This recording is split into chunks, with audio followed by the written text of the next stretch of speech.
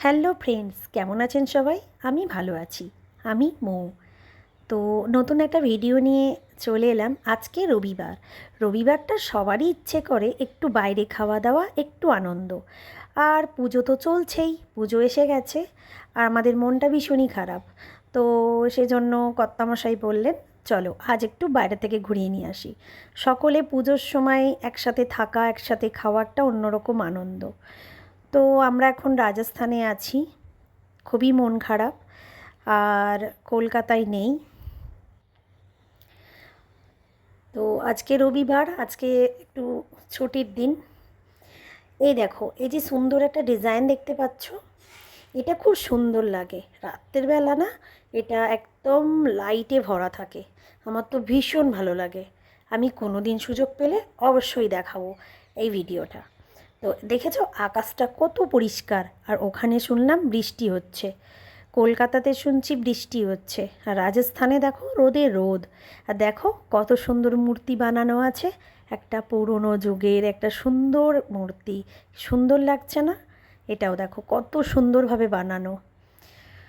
রাজস্থান মানে আমরা জানি একদম বালিতে ভরা, কিন্তু এখানে রাস্তায় রাস্তায় এত গাছপালা, কলকাতাতে নেই এত গাছপালা। তো দেখো, কর্তামশাই বলছে আমি গাড়ি চালাচ্ছি, বারবার ভিডিও করছো তুমি, আমার চোখ চলে যাচ্ছে ওদিকে। আমাকে নিচ্ছ তো একটু ভিডিওতে যেন নিও। তো চলে এলাম আমরা হোটেলে। রাজস্থানে ননভেজ হোটেল খুব কমই পাওয়া যায়। আর এই দেখো ভাইয়া সবাইকে নমস্তে করছে। কি সুন্দর তাই না? সারাটা দিন বাইরেটা বসে থাকতে হয়। এই দেখো বাপ বেটাতে একটু মস্তিও করে নিল। তো যাই হোক, কিছু করার নেই, সবাইকার আলাদা আলাদা কাজ। তো চলে এলাম হোটেলে খাওয়া দাওয়া করতে। যেটা বলছিলাম, রাজস্থানে ননভেজ হোটেল খুব কম পাওয়া যায়। আর যদিও পাওয়া যায় দুটো একটা, তো খুব ভেবেচিন্তে যেতে হয়, কারণ জানি না কেমন বানাবে কেমন কি। তো আজকে একটা নতুন হোটেলে এসেছি। তো দেখলাম ভেতরটা পরিষ্কার পরিচ্ছন্ন, ভীষণই সুন্দর একদম। তো বসে পড়লাম, সিট রেডি। আর আমার ছেলের তো হোটেলে খেতে ভীষণ ভালো লাগে। কর্তামশার তো এখানে এসেও রেস্ট নেই, মোবাইল নিয়ে বসে আছে, আমিও ভিডিওতে ব্যস্ত আছি। তো ভাইয়া গ্লাস দিয়ে গেছিলো, আর মেনু কার্ডে ব্যস্ত। মেনু কার্ড সার্চ করছিলাম, কত কি আছে না আছে, কি খাওয়া যেতে পারে, কোনটা ভালো হবে কোনটা মন্দ হবে, সব কিছুটা দেখে নিতে হবে তাই না? তো আমার বর বলে, ভালো করেই দেখাচ্ছ যখন ভালো করে সোজা করেই দেখাও। তো যাই হোক, দেখে নাও এখানেও কিন্তু মাছ পাওয়া যায়। তো মাছের প্লেটের ভীষণই দাম, কী করা যাবে আর, কিছু করার নেই। এখানে ননভেজের দামটা একটু বেশি বেশি এই কারণে। তবে হ্যাঁ, বাংলার থেকে একটু কমই দেখলাম। বাংলায় যেন বড্ড বেশি, সব কিছুই যেন 400-500-র ভেতরে। এখানে তো 350 টাকা, 250 টাকাতেও বাটার চিকেন পাওয়া যায়, সমস্ত কিছু। তো চলো ঠিক আছে। তো এখানেও দেখো ফোনে ব্যস্ত, মানে একদিন ছুটি পেয়েছে, তাও না ছুটি পাওয়ার মতোই। তো ছেলে বারবার বলছিল, তুমি খেতে এসেছো, ভিডিও তো দেখাচ্ছ, সবাই দেখে নেবে, নজর লেগে যাবে। না, কোনো ব্যাপার না। তো চলে এলো ফার্স্টে কাবাব। এটা ছিল মাটন কাবাব। ভীষণই সুন্দর খেতে, ভীষণই সুস্বাদ, ভীষণই টেস্টি। আমার তো ভীষণ পছন্দের। তোমাদের কেমন লাগে কমেন্টস করতে আমাকে কিন্তু ভুলো না। আর এই দুটো ছিল, একটা ছিল হোয়াইট সস, একটা ছিল বেশ সুন্দর একটা চাটনি, সাথে ছিল স্যালাড। স্যালাড না থাকলে কোনোটাই ভালো লাগে না। তো ওটা যাই শেষ হলো, শেষের পরেই চলে এসেছিলো বাটার চিকেন। এটা ছিল মাটন বিরিয়ানি। তো এখানের বিরিয়ানির টেস্টটা একটু আলাদা। তো সব কিছুতেই জানবে স্যালাড না হলে ভালো লাগে না। এটা ছিল তন্দুরি রুটি। তো এখানের রাজস্থানের তন্দুরি রুটি খুব সুন্দর খেতে। তো যাই হোক, একদম খাওয়ার সামনে, সেটা কি আর মানে লোভ সামলানো যায়?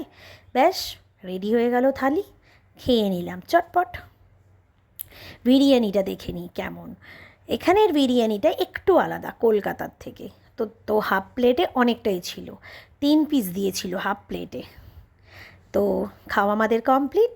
চলে এলো আইসক্রিম। আইসক্রিম না হলে লাস্টের পূর্তিটা যেন শেষই হয় না বাঙালির, তাই না? আমাদের বিয়েবাড়িতেও দেখবে আইসক্রিমটা চাই।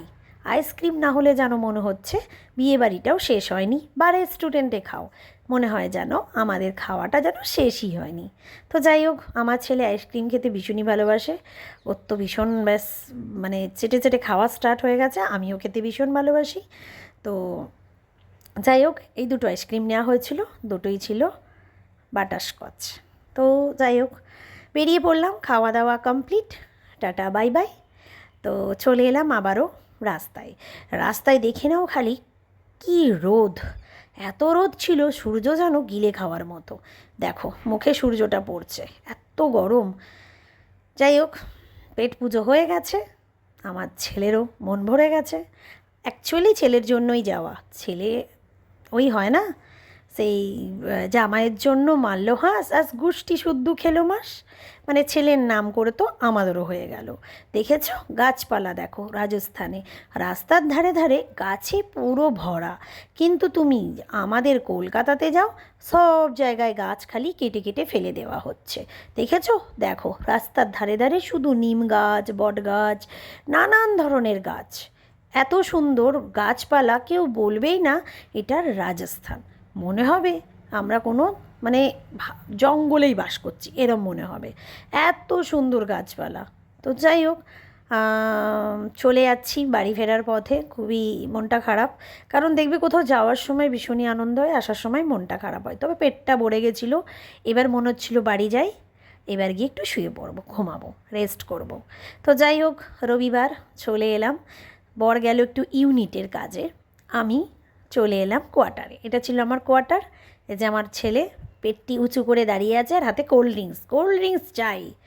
এই যে দেখেছো, কোল্ড ড্রিঙ্কস চাই। এটা ছিল ওর সাইকেল, ও নতুন সাইকেল কিনেছে, সাইকেল চালানো শিখেছে। তোমাদের সাথে একদম শেয়ার করব কেমন সাইকেল চালানো শিখেছি। দেখো আমার বডিগার্ড, দেখেছো আমার বডিগার্ড আমার সামনে শুয়ে আছে। এ আমার সব সময় সহায়তা করে, আমার ঘরের সামনে থাকে আর আমাকে সাপোর্ট করে।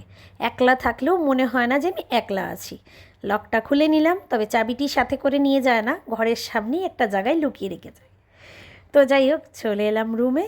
রুমের ডেকোরেশনটা একটু দেখিয়ে দিই। আমি নতুন লাইট লাগিয়েছি, তোমাদের সাথে শেয়ার করা হয়নি। দেখতে পাচ্ছ লাইটটা কেমন লাগছে? দুর্গাপুজোয় আমরা আমাদের সমস্ত কিছু মানে নতুন ড্রেস কিনি, ঘর দোয়ার সাজাই। তো এখানে লোক না দিওয়ালিতে করে, তো আমিও দেখলাম আমারও তো দুর্গাপুজো, এই যে এটাও কিনেছি। এগুলো হচ্ছে আমার নতুন বন্ধু। আমি যদি খাবারের আওয়াজ করি, একদম ওদের একটা আলাদা খাবার পাওয়া যায়, সেই খাবারের আওয়াজ শুনে ওরা একদম সামনে চলে আসে, আর আমি গেলেই চলে আসে। বিশেষ করে ওরা ভাবে যে আমি খাবার দেব। এটাও একটা ছোট্ট পট। এটা আমার স্যারের, আমার ছেলের স্যার আমাকে অ্যানিভার্সারিতে গিফট করেছিল, কিন্তু আমার ছেলে একবার ভেঙে ফেলে, তারপরে আবারও এনে দেয় স্যার একটা। তো যাই হোক, ওখান থেকে আমি এটা বয়ে নিয়ে এসেছিলাম। এই যে গাছটা দেখলে, এই গাছটা জানো তো খুব দুঃখ লাগে আমার। এই যে দেখো, এখানে আমি দেখাবো, গাছটা না এনেছিলাম বাড়ি থেকে, কিন্তু খুব দুঃখ, মরে গেছে। আমি কি করেছি, ওটারই পাট কেটে কেটে এদিক ওদিক বসিয়েছি, ভগবানের কাছে প্রে করেছি। তো গাছটা তো হয়ে গেছে। তো যাই হোক, গাছটা যেন ভালোভাবে হয়ে যায় এই প্রার্থনাই করেছিলাম। তো দেখে না আমার সুন্দর বন্ধুরা, আমি সামনে এসেছি সেই জন্য ওরাও চলে এসেছে। দেখেছো কেমন খেলছে? ওরা আমাকে ভীষণ ভালোবাসে। দুঃখ লাগে যখন কোনো কারণে মরে যায়, ওর জন্য দুঃখ লাগে। যাই হোক, আজকের দিনটা এইভাবেই কেটে গেল আনন্দ আর উৎসবে। আপনারাও ভালো থাকবেন আর দুর্গাপুজো খুব ভালো করে কাটাবেন, এবং আনন্দ, এনজয় সব কিছু বুঝে শুনে করবেন। আর একটা কথা, দুর্গাপুজোয় মাকে বলবেন সবাই যেন সুস্থ থাকে, সবাই যেন ভালো থাকে। Bye bye.